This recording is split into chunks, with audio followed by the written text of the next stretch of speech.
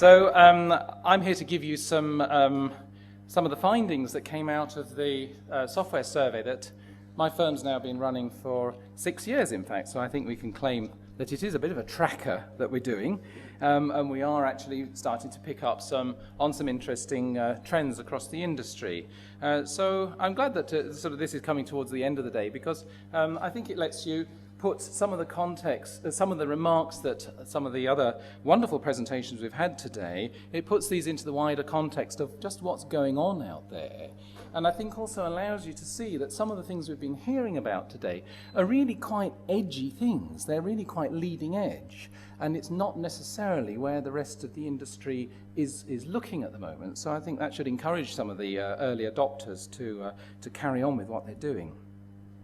So I've just grouped together 4 different things I want to show you. There's a lot in the report, and right at the end I'll give you the link where you can go onto our website and you can download this afterwards and have that, share it with your colleagues and so on, the full report, that is. But I'm just going to go through some of the industry trends that are happening, some of the general trends, digging in a little bit into mobile research, because each year what we try to do with the survey is pick up a couple of topical questions, topical areas, and one of them was mobile research.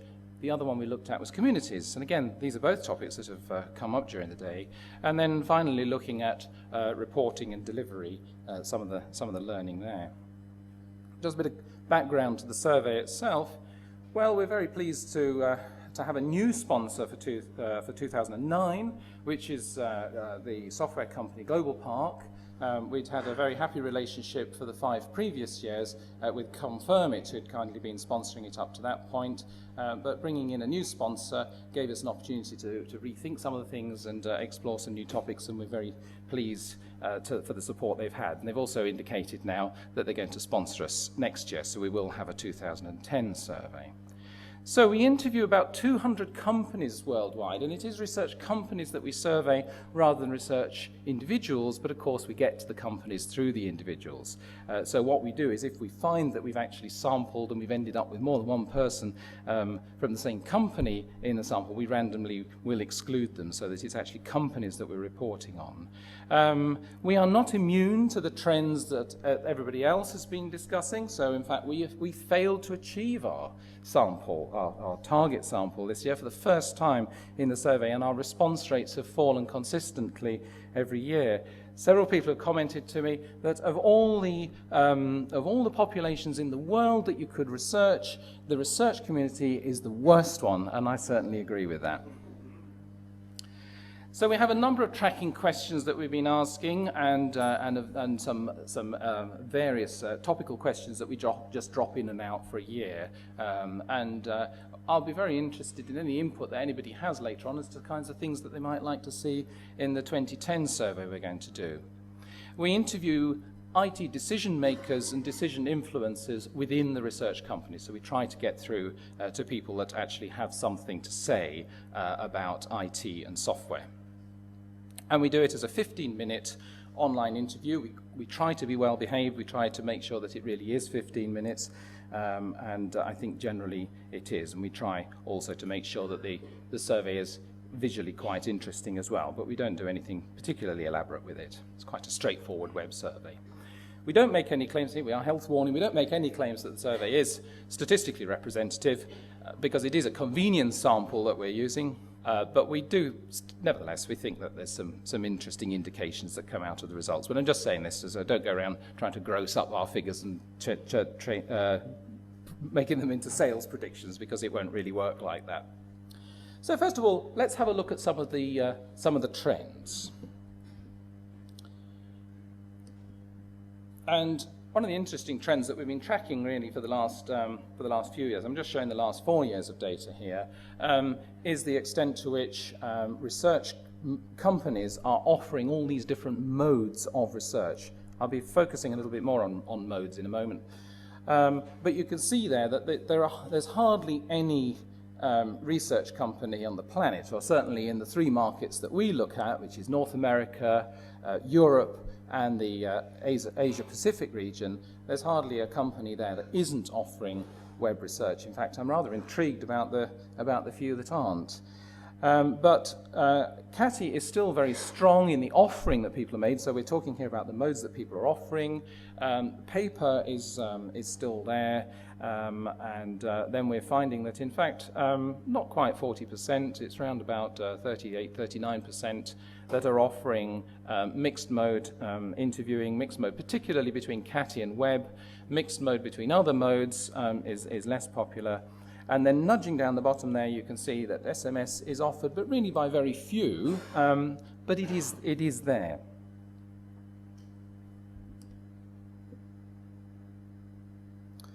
Looking at volumes, though, is quite revealing, and the way that we got people to estimate the volumes, the sort of proxy we use is say, well, how much of your revenue actually comes from these different measures? I know that there are different prices, so we're not necessarily looking at numbers of interviews here, but we say, where does the revenue come from?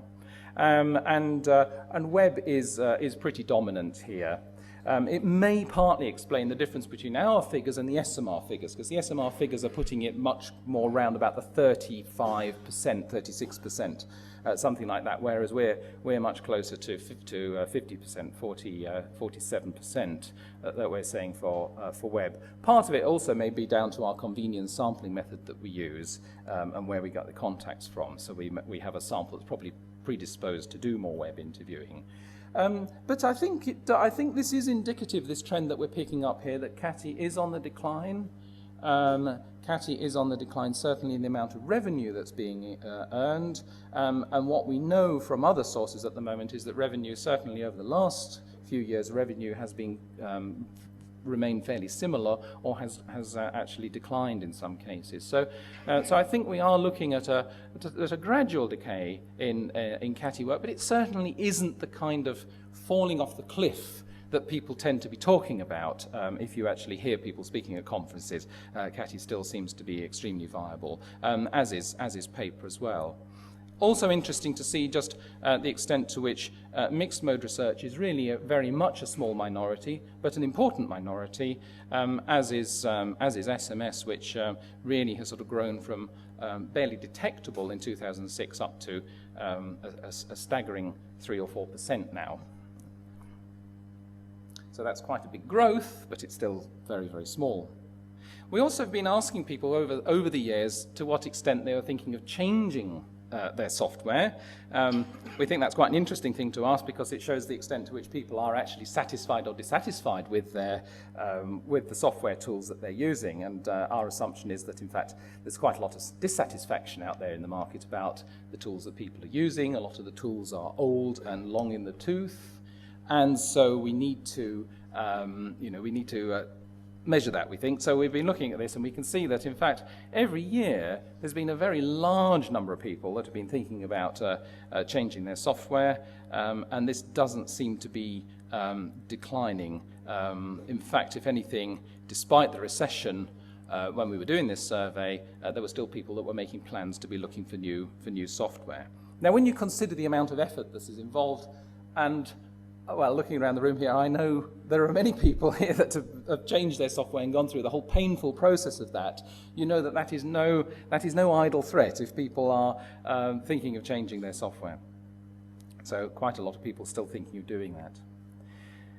Going on from that, we also asked people if they were choosing new software or reviewing what they were doing at the moment, just how important is mixed mode? Bearing in mind that the volumes are fairly small, but there's a lot of companies that are offering it, but the volumes are relatively small still.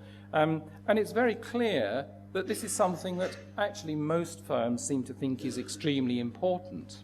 So that's something else that I think Askia have got right by offering a mixed mode offering. Some of the big players in the market are not exactly perfect in offering software across the whole range there and having seamless integration. It's only 17% that consider it essential, but by the time you add both of those together, we're looking at 60% that actually consider it very important or above. Oh, I'm sorry, this isn't... Are you... No. There we are. Sorry, you didn't see that, did you? Let's move on. We also wanted to know the extent to which people are using the same platform or having to switch between different platforms, because one of the surprising things we've learned over the years is the extent to which people are using different technologies to do mixed mode interviewing, and are using what I heard described a few years ago as sneakernet to actually move data between one system and the other, where you wander around in your sneakers or your tennis shoes to transfer between one and the other. And it seems that sneakernet is still alive and well in the market research domain. But in fact, what we've seen over the last 4 years is a very definite trend towards people actually bringing on board these tools that integrate all the different research modes into one. And I think that's pretty clear from that, pretty clear direction that that's going in. Now on to some of the topical areas that we looked at, mobile research, and we were interested here in particular on the mobile research as a self-completion method, rather than looking at mobile research in the context of interviewer-assisted CAPI or CAPI on handheld devices. It was just the self-completion. We asked firms how viable they now thought mobile research to be as a method among those that are available in the toolbox. And we were pleasantly surprised, I suppose, well, because we were hoping that people were going to be fairly interested in exploring this as a method, and we were pleasantly surprised to see that, in fact, almost half of the sample, almost half of the research companies we spoke to, do see it as being viable or increasingly viable in many situations, we put it. Those that seem to be more averse to it, we gave them the option to say that it's close to being viable, so in fact they probably wouldn't recommend doing a survey in it at the moment, and then those that consider it's unlikely ever to be useful. So we can see there that in fact there's a lot of sitting on the fence going on at the moment with this, but there is a fairly important chunk there who are actually thinking that no, this is a method that we should be using at the moment and are quite happy to go ahead with it. One of the other things we noticed here, and we noticed this actually throughout the study, which was contrary to what we were expecting, is that it's often the larger companies that seem to be more interested in being experimental. And I'd always had, I suppose, the prejudiced idea that it tended to be smaller companies or the medium-sized companies that were more fleet of foot and tended to be more innovative in what they were doing. That may be the case, but certainly in terms of attitudes that we're finding here, we're finding that the large companies tend to be much more open to new methods and new approaches than the smaller ones, and that's something you'll see on some of the other slides that I'll be showing you. We also asked them what they thought were the aspects of mobile research that they thought were most beneficial, and it was quite interesting here that what they identified there were very respondent-centric benefits: the convenience for the participants, the improvement that there is in participation rates, and also being closer to the moment of truth. So that it's actually a method that allows you to hopefully improve the quality of the research that you're doing. And then reaching more of the population came in as being quite strong. Some of the things that were further down the list, though, was reduced cost. People weren't looking at this as being a method that would actually help them to reduce cost, nor to improve the accuracy of the data collected. And there was not much interest in the ability to be able to capture geolocational data, which I was surprised at, because I think that is actually one of the big benefits that you get from mobile research. Of course, there's different ways of delivering it, right the way through from SMS surveys, of course very limited but ubiquitous. Just about anybody can receive an SMS message. Right the way through to the example that Bruno gave us just now, talking about using an embedded application for an iPhone, which means that you're now talking about, it's actually a subsample, an elite that happen to have iPhones. And so there are pros and cons with these different methods, but what we found was that people that were looking to see where the growth is likely to be and what people were anticipating would happen here, big growth expected for the mobile web surveys, surveys being delivered through the web browser, and also an appetite for surveys by these embedded applications, because obviously they offer a lot of benefit in terms of control and ease of use and so on. Interestingly, one of the things I heard, not from our research, but at another conference I was at recently, is the extent to which with mobile web surveys is just how frequently it is that people are taking conventional web surveys on mobile devices. And I don't know whether that's something that any of you check for in your surveys, but you may be surprised to find that any web survey you're likely to administer, there will be people taking it on mobile devices, unless you actually explicitly exclude them. And of course, that isn't a sampling neutral decision either about whether you should exclude them or not. But if you don't exclude them, it might be worth finding out just what it looks like when you actually deliver it to a little device with a limited screen size.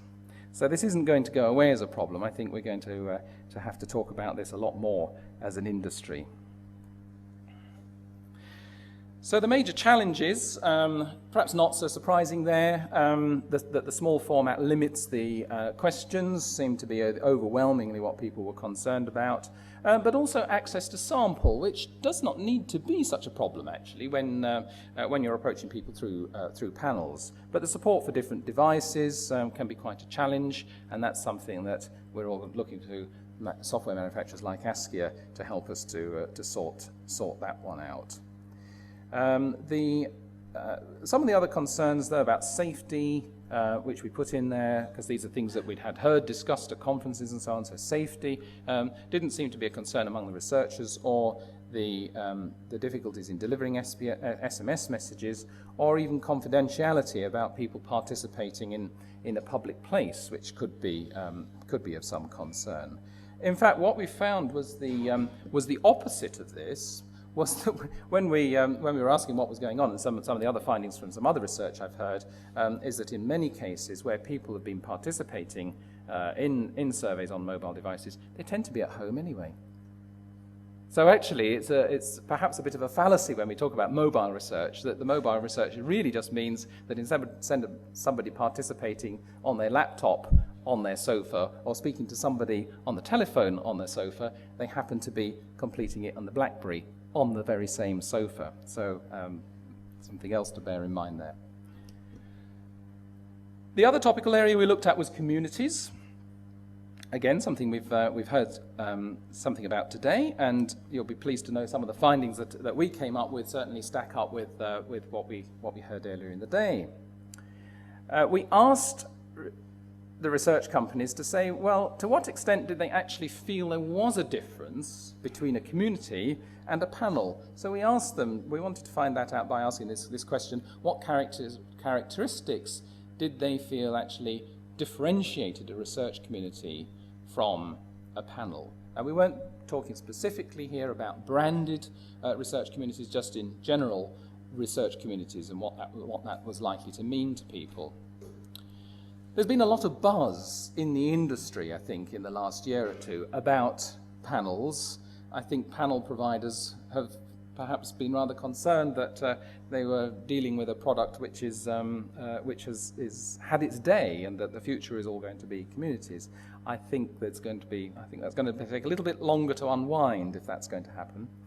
But it was clear that there is a differentiation that people make. They do consider that a key characteristic is the interaction that takes place between different members of the panel, and that was the one that came top actually, was that the members are able to interact with one another, which is not the case with the dialogue that happens in a panel. That they tended to focus on a special interest area, and then what we were hearing earlier today about the respondents being much more motivated to participate in a community rather than a panel. Interestingly, our sample also considered the research wasn't as rigorous.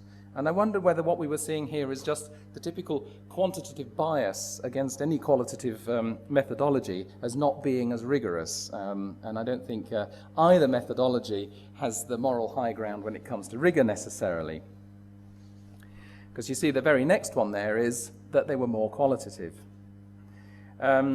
But that they offered a broader range of research methods. Well, again, that was fairly down on the list, but we still had a quarter of people identifying that. We also put this one in as a sort of a spoiler in a way. Was it just a new name for a panel? And we did actually have 17% of the sample say yes, they did actually think that that was the case. But the no need for incentives was an interesting one, because a lot of the published research does back up what we heard, and it was John that was saying that earlier, that there isn't necessarily the need for the incentives in the same way. And it looks as if the industry as a whole is slow to pick up on this and not fully understanding the motivational structure that goes into the community and the power of that dialogue that exists. So we asked people how many communities were being operated, and this was something we just genuinely did not know what to expect the answer to be.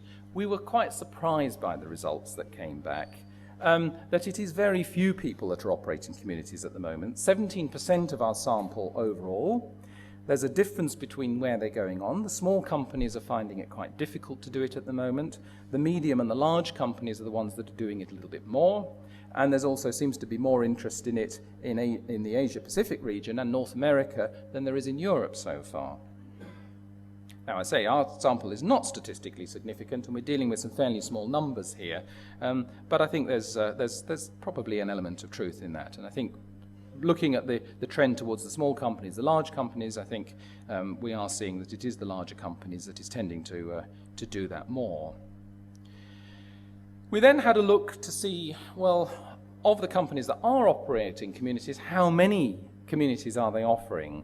And we found that there was really quite a nice trend that emerged here. What we're showing here is the number of companies up the side. Oh, sorry, you're not seeing that yet. Number of companies up the side and the number of communities that are actually operating. And you could see that there are very, very few companies. In fact, we had one in our sample that claimed that they were operating 20 communities. But typically, the number of communities that people operate, if they operate any at all, is one. Or maybe two, or possibly three, but not more than that. So it is relatively few companies that are doing it at the moment, and the number that they operate is relatively few. So those who are operating more than that, you are definitely in you're ahead of the curve. We also asked them how many were consumer and how many were business to business, and the B2B. Well, I suppose the small companies, they're not operating that many. Perhaps more interesting is to look at the medium and the large companies. The medium and the large companies, but again, it's very clear that it's the large companies tend to be doing much more in the way of consumer, the medium companies more in the way of B2B. But again, very, very small numbers, so I would be careful about these. But it does actually show, generally speaking, business-to-business communities are very, very rare indeed at the moment.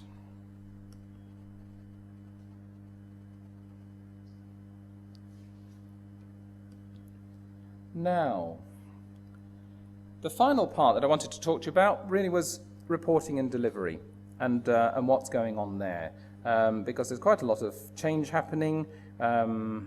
We have the perennial issue of PowerPoint. We have people talk about portals. We have people talk about dashboards. We've also got crosstabs into the mix and what's happening there. So we tried to make some sense of this. So we asked people what percentage of projects they were using these different delivery methods for.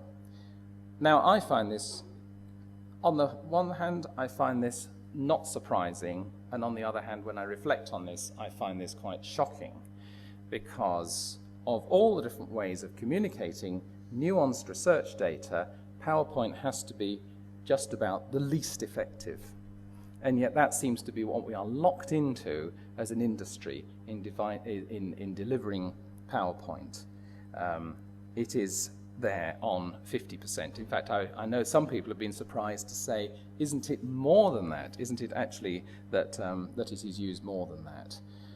But it is astonishing, and it stands way above any of the other more interesting imaginative methods that people are using. But even so, not all of these are imaginative methods. We've got Word going out there, we've got Acrobat, Excel hasn't suddenly appeared. It's just we didn't even used to ask about this, and we decided this year that or last year that we'd better put that in. And sure enough, we find that there's 22% of projects are being delivered that way.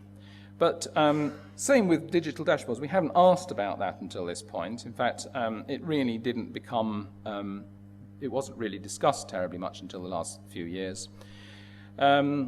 Digital dashboards, still very much a minority, 6% of the deliverables across our survey, very, very small.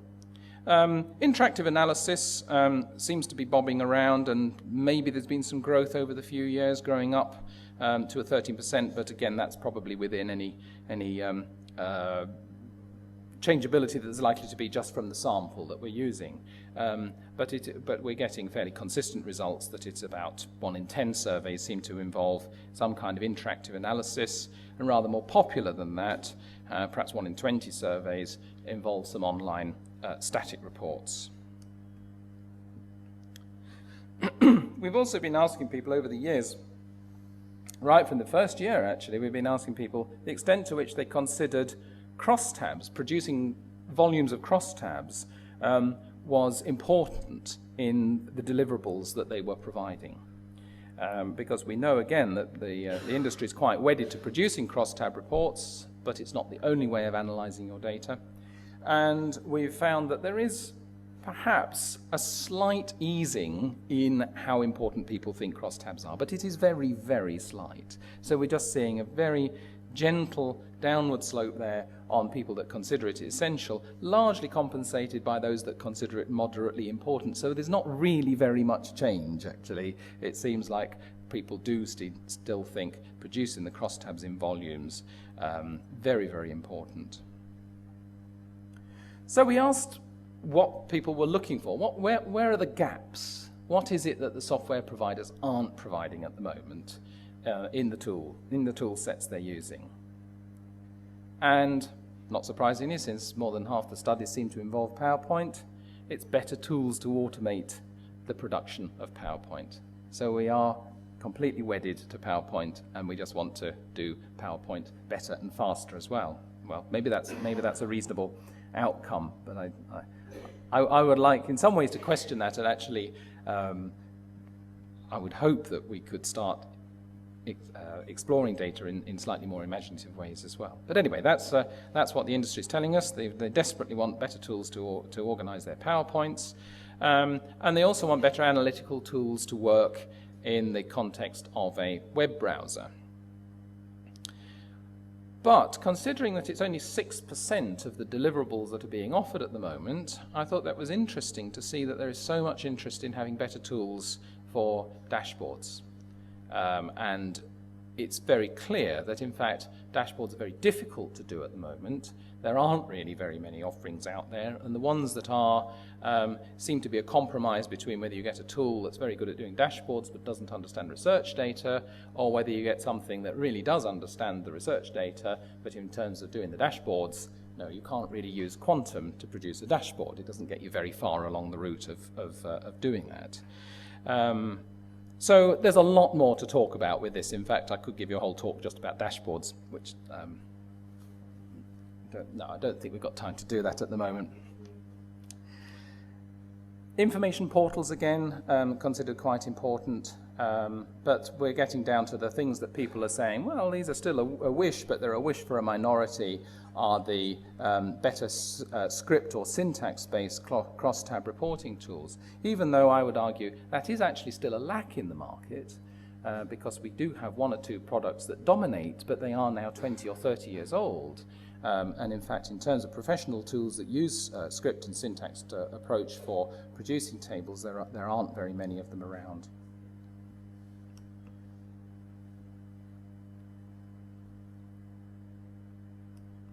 Right. So we also asked where people saw the demand coming. So what is actually changing here, and the extent to which are people moving away from PowerPoint into these others? So we didn't actually ask people about PowerPoint there. We all know that it dominates. So we're asking about the more interesting electronic ways of delivering data through fixed online reports or through the client creating analyses online using a product like Askia Vista, for instance, or information portals, or using external portals and integrating this with the... In fact, we've truncated these labels. The question actually showed a little bit more, saying external portals where you're integrating with your client's data on their side of the firewall, as it were, such as SharePoint, and then digital dashboards as well. And you can see the bits where people are anticipating the growth. The major growth seems to be in information portals and digital dashboards. Overall, quite a lot of growth expected in the fixed online reports as well.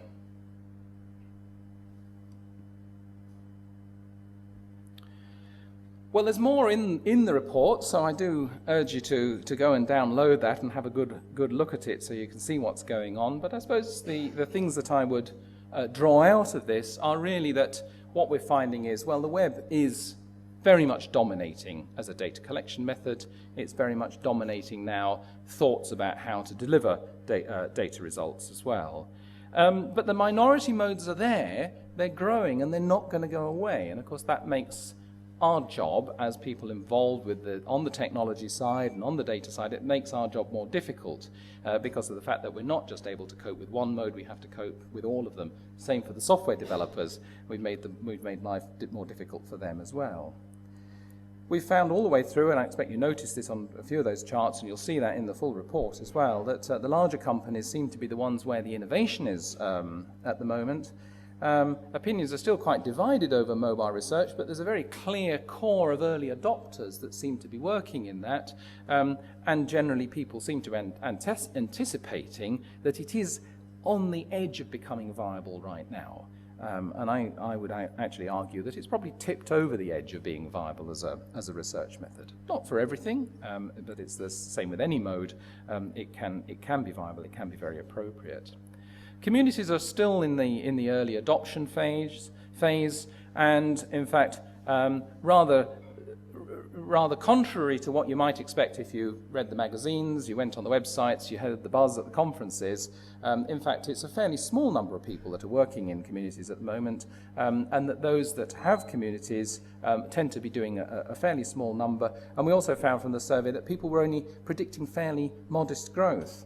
And when I've spoken to some people that have been working with communities, I think part of the reason for this is that it is actually complicated and expensive to do, and so there's actually a genuine concern about how do you monetize the effort that you put in to doing the community. And at a time where clients are really very concerned about budget, it's not necessarily the time to be introducing a new, better and more expensive methodology. People want a new, better and less expensive methodology. So it may be that that's actually suppressing demand for communities at the moment, even though there's some wonderful things obviously happening there.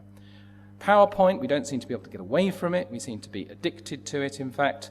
Yet, despite that, there's a lot of interest in bringing on these other methods to do that, and a lot of interest in having better tools to support that. So dashboards, portals, definitely those are growing, and we're going to see more and more of those. So I hope that's given you some useful information, some thoughts about just where you are on the adoption curve in your own firms. I'll just pull up this last slide here because this gives you the link that you can go to pick up the report. In fact, if you just go onto our website, you'll be able to find the link there very easily, meaning.uk.com, and you'll be able to find the link to get the report from there. Thank you for listening.